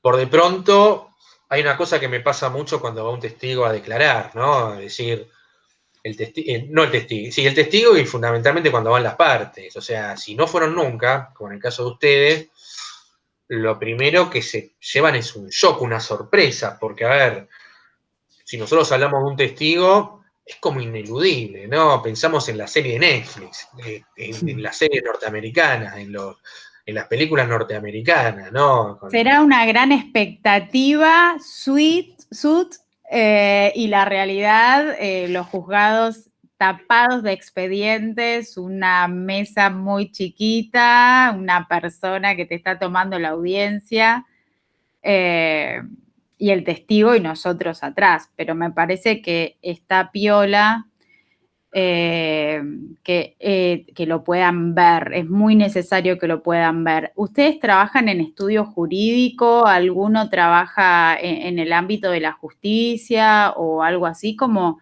para que tengamos una idea qué vínculo tienen con el proceso judicial, más allá de lo que estamos trabajando ahora. ¿Alguno que está arrancando el práctico? Cuéntenme, así vamos viendo.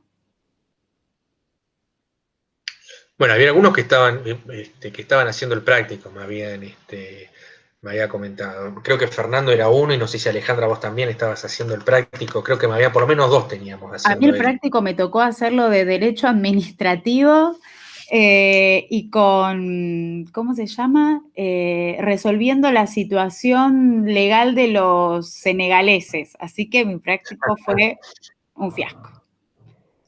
Bueno, sí, no, yo en el práctico tampoco tuvimos ninguna, audiencia no tuve ninguna. No, y el titular no nos dejaba ir a las audiencias, como que esas cosas generalmente iba el titular de la comisión. No sé.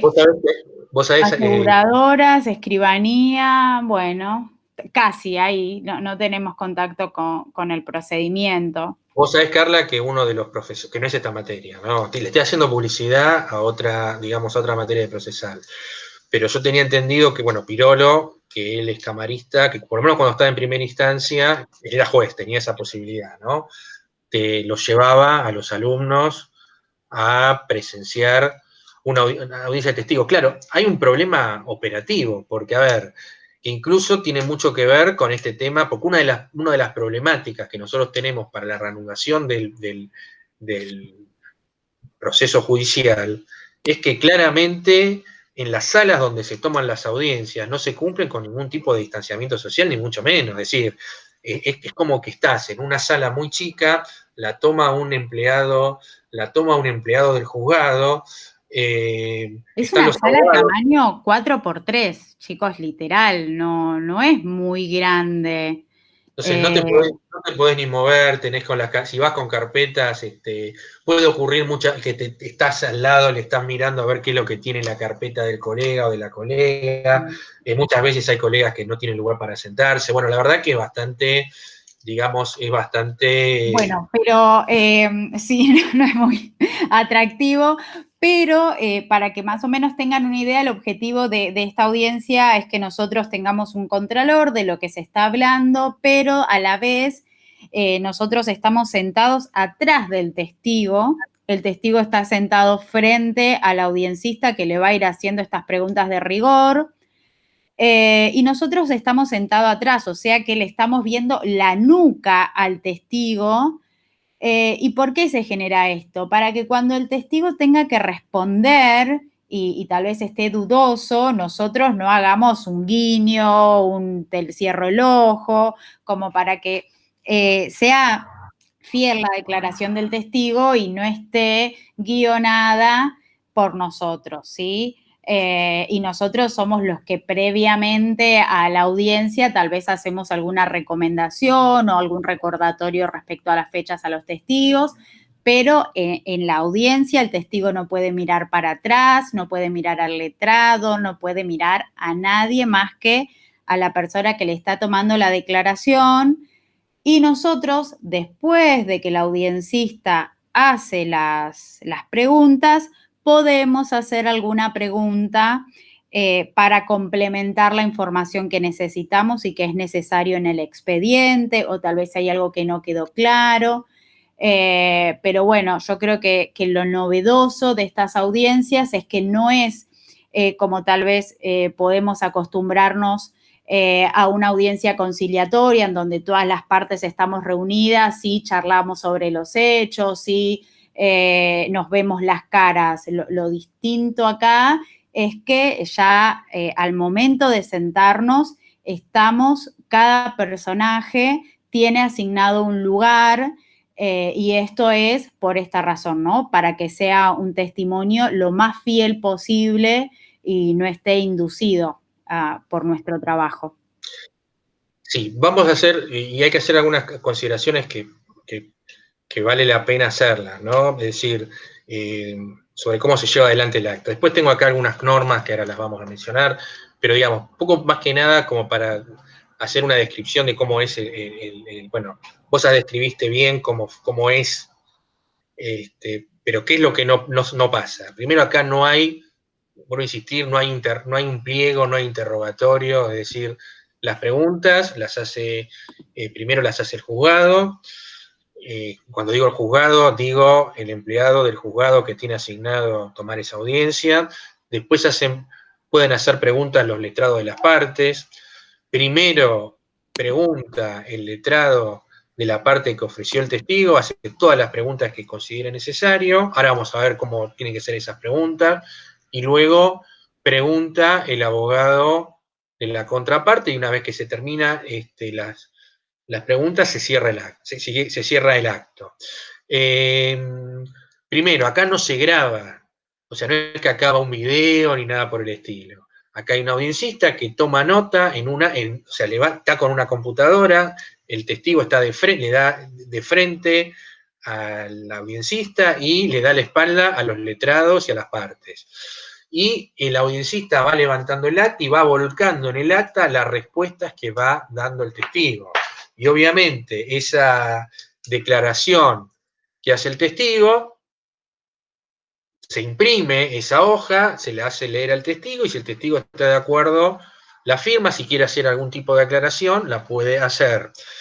Pero eso va, digamos, a un acta, y de esa acta se incorpora el expediente. Es decir, que si bien esta es una prueba oral, que se produce en forma oral, luego va a un acta, y eso después lo va a leer el juez o el que está encargado de redactar la sentencia bastante tiempo después. Y acá se pierde mucho, es decir, este es uno de los problemas que tiene este procedimiento, desde el punto de vista de decir, nosotros estamos diciendo que la prueba testimonial es probablemente una de las instancias más importantes, por un lado, pero después por otro lado decimos que acá no rige el principio de inmediación, es decir, bueno, va a leer lo que dice el juez o el que va a dictar la sentencia, va a leer lo que dice el acta de la audiencia. Pero ahí hay un montón de percepciones que uno puede hacerse, que ahí se pierden, porque a ver, hay un dicho que ustedes lo habrán escuchado nombrar alguna vez, cuando dicen, bueno, fulano miente más que testigo mentiroso, una cosa por el estilo, ¿no? Que testigo falso.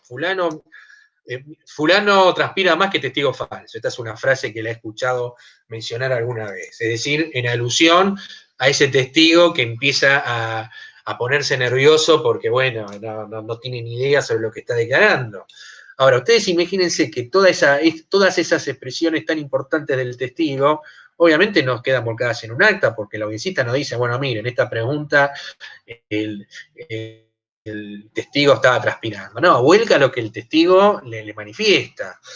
Entonces, bueno, acá tenemos, digamos, un inconveniente que me parece que debería ser revisado, pero bueno, por supuesto tiene que haber otro tipo de recursos y además yo creo que las audiencias las tiene que tomar juez y secretario, es decir, no sé, yo en provincia de Buenos Aires no tengo experiencia, el procedimiento es distinto porque hay una audiencia de vista de causa y los testigos son interrogados por los jueces, pero a mí me pasó, por ejemplo, de ir de testigo en un juicio laboral en Mendoza, y en Mendoza las audiencias son orales y a mí la audiencia como testigo me la tomó la presidenta del tribunal en un estrado y la verdad que no es lo mismo. Es decir, yo he participado en muchísimas audiencias como abogado en juicios laborales y la verdad que nada que ver cuando la audiencia la toma el juez en persona arriba del estrado, es otra No, cosa. en provincia, me sumo, Javi, en provincia sí es así, generalmente lo toma el juez, hay un estrado,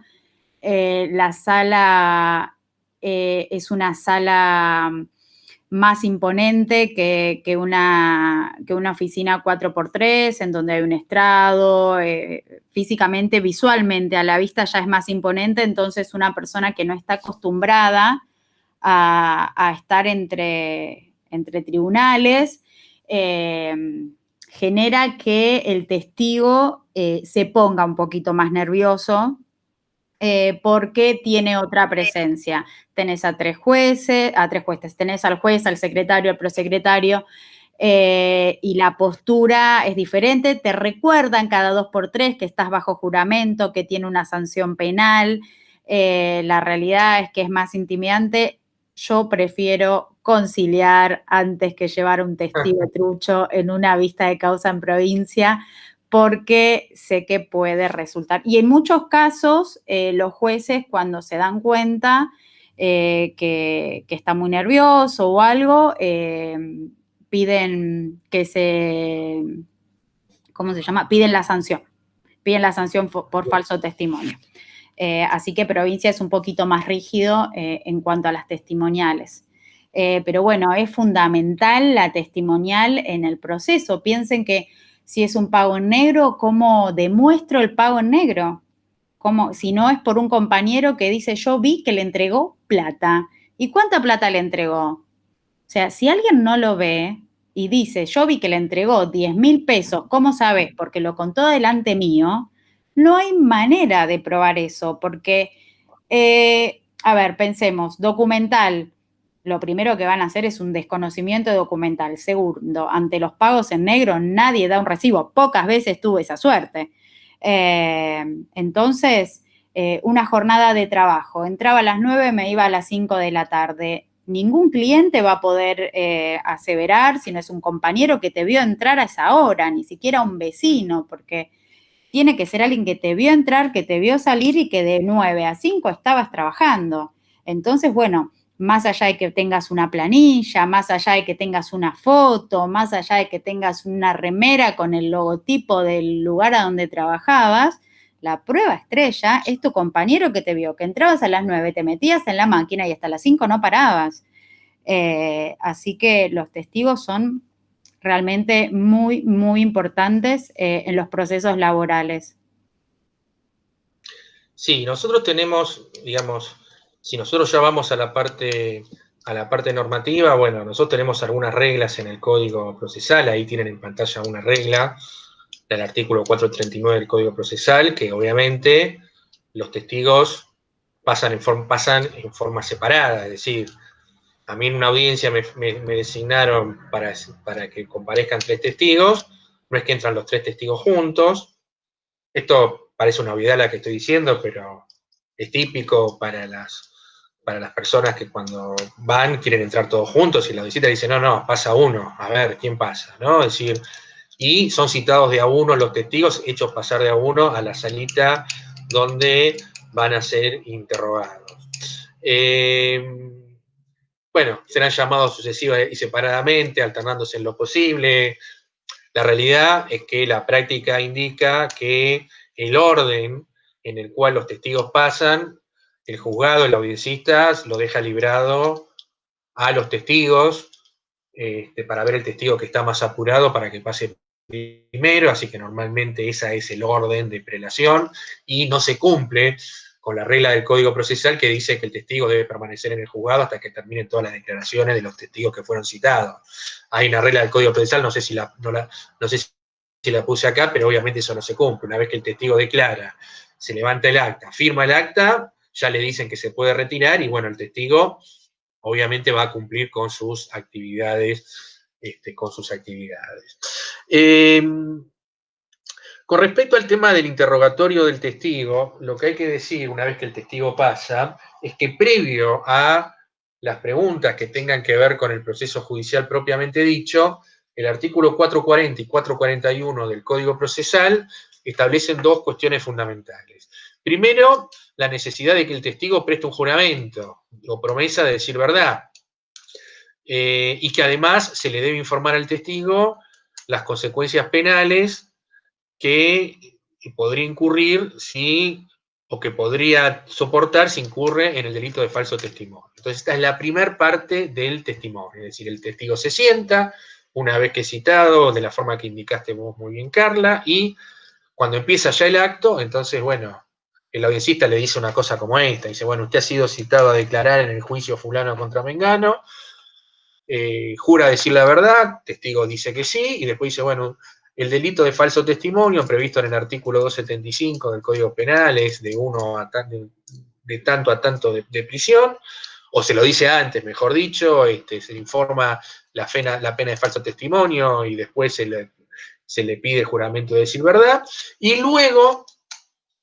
se hace este interrogatorio preliminar que está en el 441 del Código Procesal Civil y Comercial de la Nación, pero que también se aplica al juicio, digamos, al juicio laboral.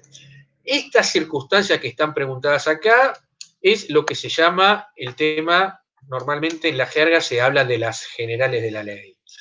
Estas preguntas, estas 5 preguntas que tienen acá, que hacen el interrogatorio preliminar, hacen a la identificación del testigo, por datos personales, nombre, edad, estado, profesión y domicilio, y después se le hacen preguntas que tienen que ver con la relación que tiene el testigo con cada una de las partes.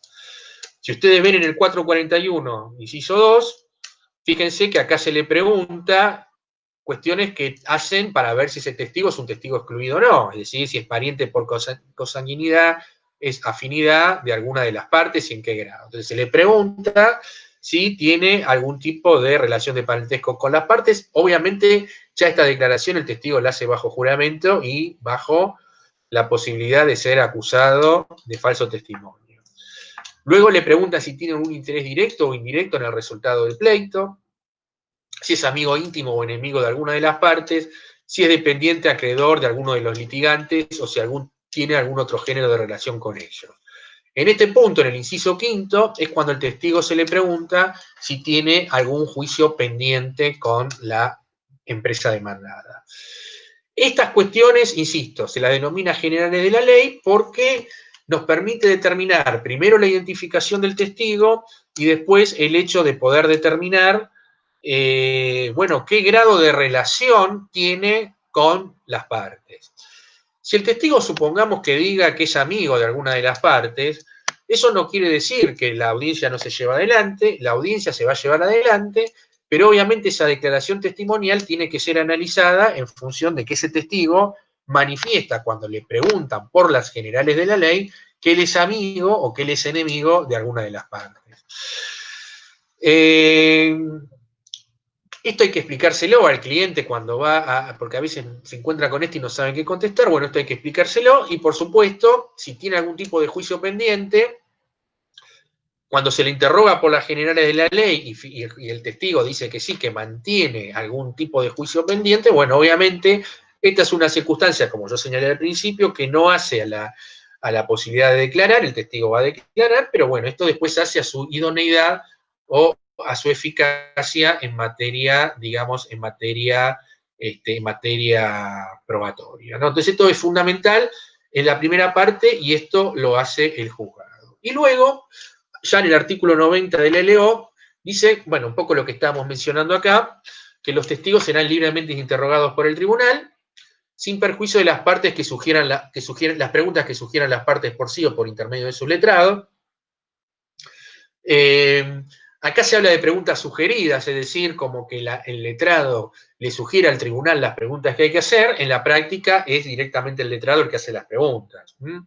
Es decir, vuelvo a insistir, el juzgado, el empleado del juzgado pregunta por las generales de la ley, si conoce alguna de las partes y luego empieza a interrogar, una vez que termina, le cede la palabra al letrado de la parte, supongamos que es un testigo de la parte actora, al letrado de la parte actora, luego le da la posibilidad de interrogar al letrado de la otra parte, o sea, le cede la palabra para que pregunte y finalmente, una vez que se termina, se cierra el acta. Una regla muy importante es la del artículo 443 del Código Procesal que determina cómo deben ser formuladas las preguntas. Y esto es importante porque, no sé, yo veo muchos abogados de bastantes años de profesión que no saben preguntar. Dice la regla del artículo 443 que las preguntas no contendrán más de un hecho, serán claras y concretas, no se formularán las que están concebidas en términos afirmativos, sugieran las respuestas o sean ofensivas o vejatorias, no podrán contener referencias de carácter técnico, salvo si fueran dirigidas a personas especializadas. Bueno, después este tema de que el testigo, artículo 445, debe contestar sin poder leer notas o apuntes, esto es muy importante, salvo que sea autorizado por el tribunal, si el tribunal autoriza se debe dejar constancia en el acta, y lo que estaba señalando Carla recién, en este segundo párrafo del 445, debe dar siempre razón de sus dichos, si no lo hiciere el juez lo exigirá, es decir, para que la declaración del testigo sea válida y sea eficaz, el testigo tiene que dar razón de sus dichos. ¿Qué quiere decir esto? Que tiene que declarar y tiene que decir cómo sabe el hecho sobre el cual está declarando.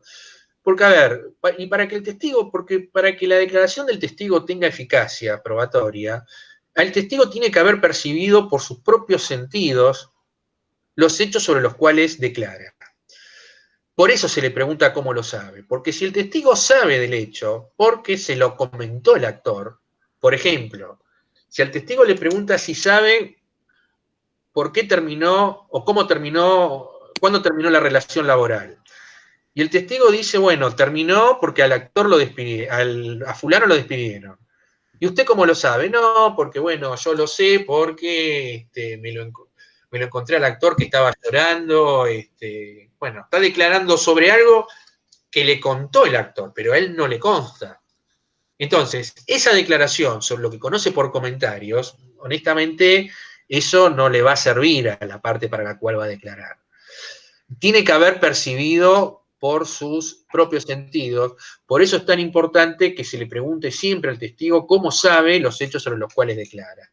Porque vos, Carla, estaba diciendo, bueno, el testigo declara que fulano cobraba una plata en negro. 10.000 pesos en negro, bárbaro. Pero usted cómo lo sabe eso, ¿no? Bueno, yo lo sé porque a mí la empresa me pagaba en negro. Está bien, pero él sabe cómo le pagaban a él. Pero a él no le consta. Y hay que, estas observaciones sobre cómo le consta, a mí la primera vez no se lo aclaré a mi testigo y sucedió una situación muy graciosa porque mi testigo se ponía histérico cada vez que le preguntaban cómo le consta, porque él lo que quería manifestar era que él estaba ahí y que a todos le pagaban igual y que era obvio, pero no lo podía expresar. Entonces, cuando le preguntaban cómo le consta, él decía, y porque yo soy su compañero.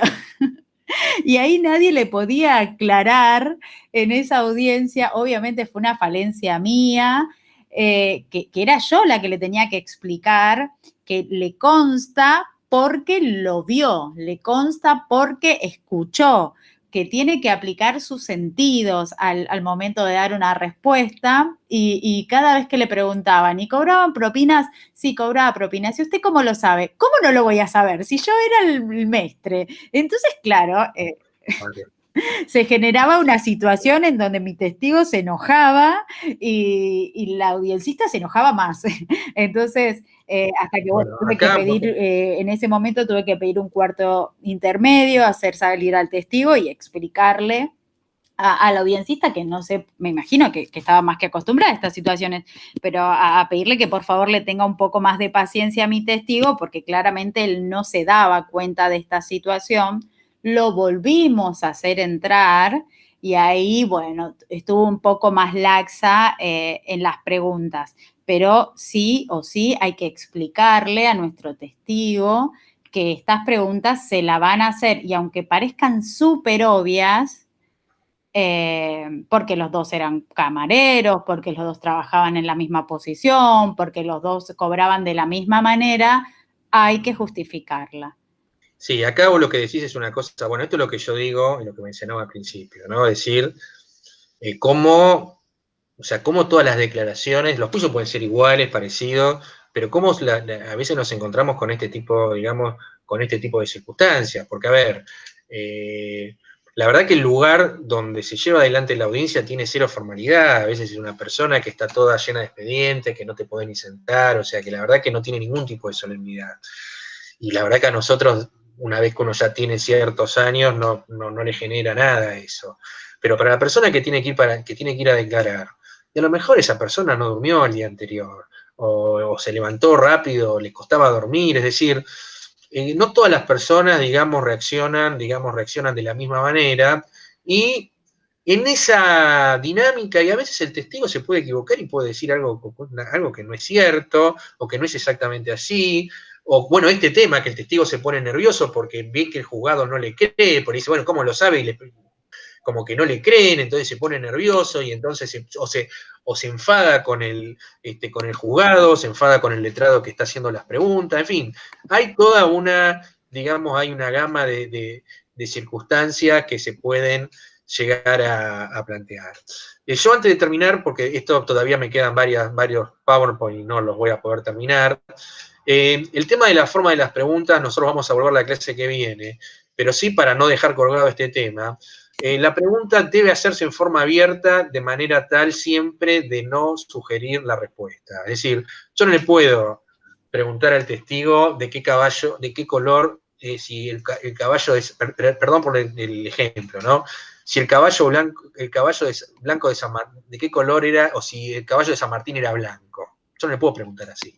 Yo le tengo que preguntar de qué color era el caballo de San Martín. Bueno, acá, es decir, yo no puedo sugerir o indicar en la pregunta la respuesta.